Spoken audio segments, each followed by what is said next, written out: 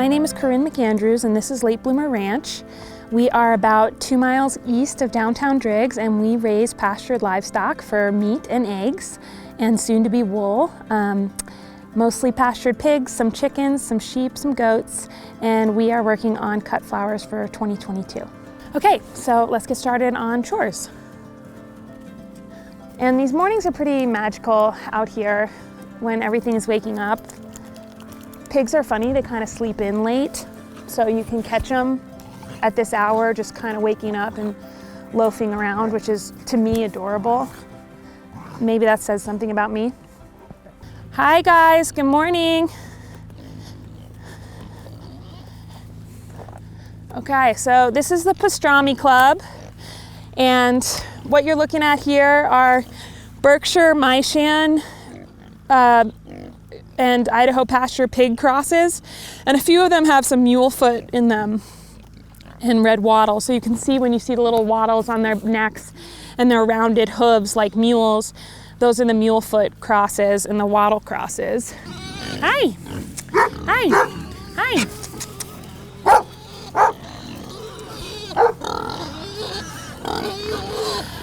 These guys are ready to move. Later today, we're gonna move them out this way to some fresh pasture, and they're letting me know. They're like, hey, you're here, bring us fresh pasture, bring us some grain. Yeah, we move them every 2 days, and right now they're staying longer in this area because this whole zone is gonna be part of my employee housing project. So it's getting developed and cleared, and we're gonna put in 7 Airstreams and tiny houses here for employees and participants in our incubator program, which we're gonna launch next year. So we're letting the pigs go pretty hard in this zone because we're gonna have to clear it anyway. But in general, they're ready for some new calories, and that looks like a lot more calories than what we have going on in here. We'll head over to the sheep and get them out. Okay guys, we'll be back. Do your fence soon. You know, the most efficient way to raise pigs is in a crate with a concrete floor and just pump them full of as much soy and corn as you can get your hands on, and just, you know, stuff them to the gills until they can't do anything else. And, you know, some antibiotics wouldn't hurt, and taking out their teeth and clipping their tails and maybe put a ring in their nose. That's the fastest way to raise a pig, but I'm not really interested in that. I think it's inhumane. I think it creates an inferior product. I think it's bad for our health and for the environment. So the way that we raise pigs is not the fastest way to raise a pig. And we also select for genetics that come from heritage breeds. This is one of the things that I think we have in common with Slow Food. We really care about these heritage genetics. We care about the fact that these pigs were selected for flavor and nutrition, good mothering skills. Our pigs have babies outside year-round. They raise their own babies. We don't use farrowing crates because our moms are not a threat to their own shoats. And by choosing heritage breeds, we're also basically saying that we're okay with a longer grow out. You add that on top of pasture management and the fact that they're eating 50 to 60% of their calories from the field. Our grow out right now is 7 or 8 months, sometimes for 9, but we're reaching for 8. Whereas a commercial hog is between 4 and 6 months, to put that in perspective. So our margins aren't quite as aggressive with our grow out time, but we think it's worth it because the product's better. Hey Polly, we have some people we need you to meet. Polly, hi honey, good girl. Good morning. Come on, Daryl. This is Polly. She's one of our employees as well. She guards the sheep and the goats, and she's still a puppy, so she's just in training, but we're pretty obsessed with her. Hi guys, good morning.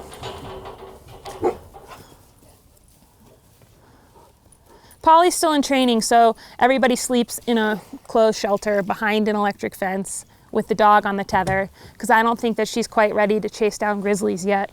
But that's why she's here. Hey Gretchen, good morning. Morning. These are Leicester longwool sheep, and they're kind of a amazing pet project of mine. Like, they are, like the name implies, long wool sheep. They're bred for their wool. Gretchen likes a butt scratch. I'm like, who doesn't, you know? We have that in common. Ooh, yes, Gretchen, yes. So the long wool are great for hand spinners and knitters, and they're a really delicious heritage breed from England, but over time with the industrialization of agriculture, their dual purpose nature kind of led to their near extinction. They weren't the biggest or fastest meat sheep to grow out.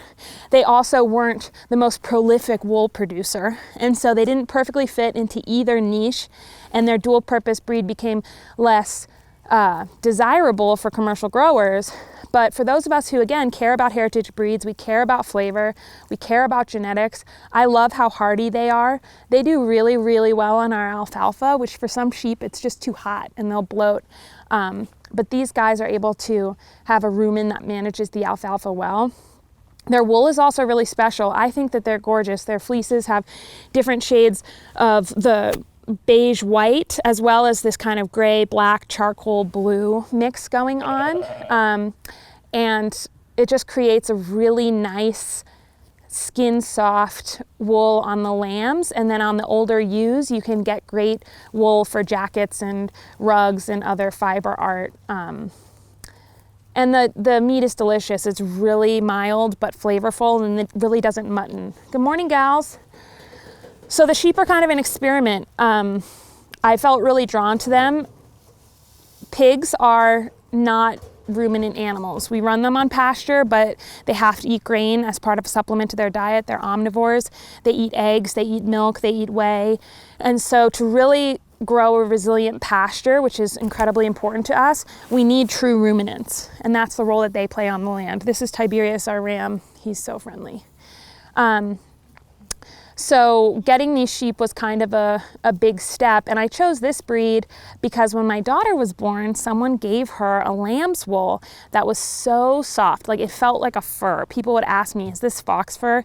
Is this rabbit fur? But it actually was a pure lamb skin from a Leicester long wool, and I immediately looked into their breed association and found that there was a woman in Kalispell who was passionate about this animal, and she had her own small fiber business, and I reached out to her.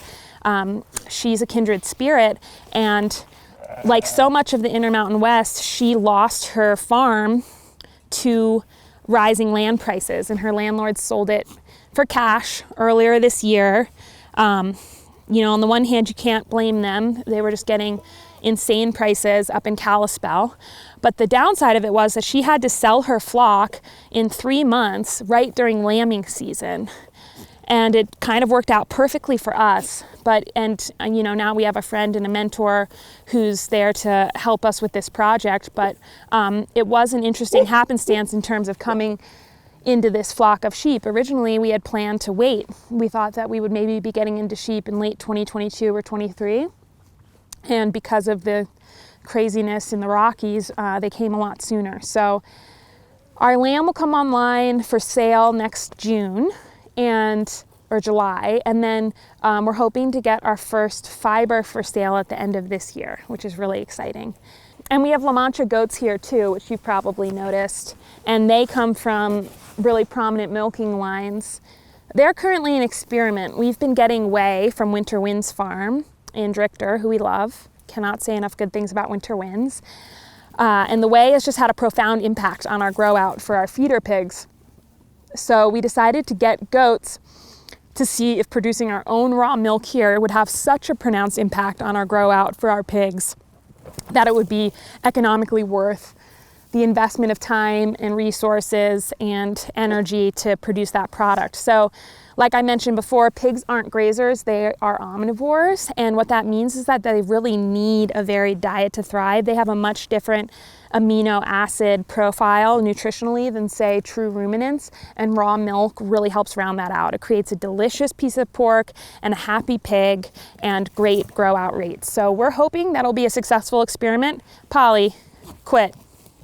Unfortunately, Polly has a job, and it's not to play with other dogs. It's sad. It's like that seeing eye puppy that you see, you know what I'm talking about, at the airport, and they're like, do not pet my dog. And you're like, this is the cutest dog I've ever seen. I want to pet your dog.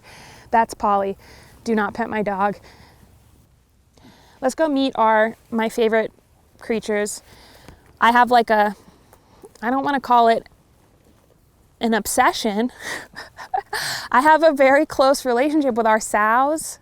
I love them so much. And there's one sow in particular who I feel like is my best pal. Her name is Bootsy.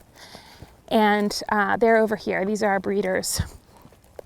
We love slow food so much, and I'm not just saying that. I felt when we decided to move here, that was part of the reason why, because we saw that there was a burgeoning small farm thing happening here. There were other really cool small farm operations, and although we aspire to be truly medium scale and regionally available, we have a very small farm ethic. And when we were looking at where we wanted to set up our next operation, we saw something really beautiful happening here between the many vegetable farms and slow food, developing a culture and a clientele around ethical farming, but also flavor and nutrition. Again, like the most efficient way to raise pigs is not this. This is a lot of work. Okay, so this is Boo Boo, and Bootsy, aka Boo Boo, aka Queen Bee, aka Miss Piggy. And she is definitely like, pigs are kind of matriarchal, and this is the queen. She bosses everyone around. She's a woman who knows what she wants in life, and she generally gets it. She's a Berkshire Maishan cross, and I'm obsessed with her. I picked her up when she was this big and I could hold her, and now I obviously can't hold her, but we're still BFF. This is Cherry and Teagan, they're sisters. They're 3/4 Red Wattle and 1/4 Duroc. And I believe Red Wattle is on the Slow Food Arc of Taste. A really porky, meaty, lean breed. So we're excited to breed them with our more lard breed, bacon breed boar. And that's really like the blend that we're going for. We want a really bold, porky, red meat flavor, but we just desperately need good marbling. I'm like a fat freak. And the fat from pasture-raised animals is so nourishing. 8 times as much protein, a pasture-raised pig versus a conventionally raised pig, and 2.5 times as many omega-3s. Like, it's insane, just the sheer metrics on how much better pasture-raised meat is for you compared to conventionally farmed. Okay, if I take Boo Boo, who's my personal ideal pig, well, let's take Bessie. She's got like probably the most standard epic conformation for a bacon breed. She's super long. She's got a flat, steady back. Her hips and her shoulders are roughly the same width. She's got a nice neck, forward-facing ears, and she's tall but not too tall. She's obviously got some good hams, but she's got a lot of bacon happening too, which is what I like. And then you look at Arby Cakes, and he's like all shoulders. He's got tapering hips. I dare say he has too much neck, and he's not the longest pig in the world. He's probably the smallest pig in this whole paddock, and he's the oldest and the male. So you would think, but he's just an angel. So we keep him around. We do have a second boar, Lord Fogmore, who is we'll introduce you to Fogmore soon. He's like an angel, and I'm obsessed with him. And we have 2 boars just for genetic diversity. So at some point, Arby Cakes will probably no longer be a herd sire. But for the time being, we are happy to replicate his genetics. And part of what we want to be is a regional food source. We want to produce between 300 and 400 pigs a year, grow our flock of sheep to probably 20 ewes. I have bovine dreams, and we want to be able to produce meat on a scale using these practices to make it more available and to grow a business that's nourishing for me and for my employees and for people in this community. As I mentioned, we're doing employee housing. We care a lot about the whole farm organism, humans included, and making sure that we're not exploiting labor and we're not taking advantage of this beautiful place without giving back to it in the way that we can. I just think that this is so important for everybody wherever you live, to be able to connect with what you eat and the people who raise it. And farms can be places in the community for you to go, to bring your children, to meet other people, like-minded folks, to break bread together, to share meals.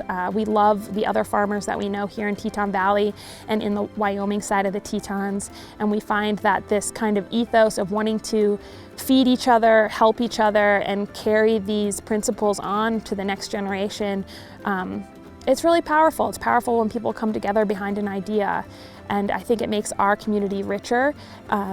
It protects land, and it protects animals. It protects these genetics that would otherwise be considered useless. And we just find that keeping these older genetics, keeping these mothering skills, keeping these flavors, these stories alive, have so many positive unintended consequences that go just beyond how much you pay for a price of meat or a dozen eggs.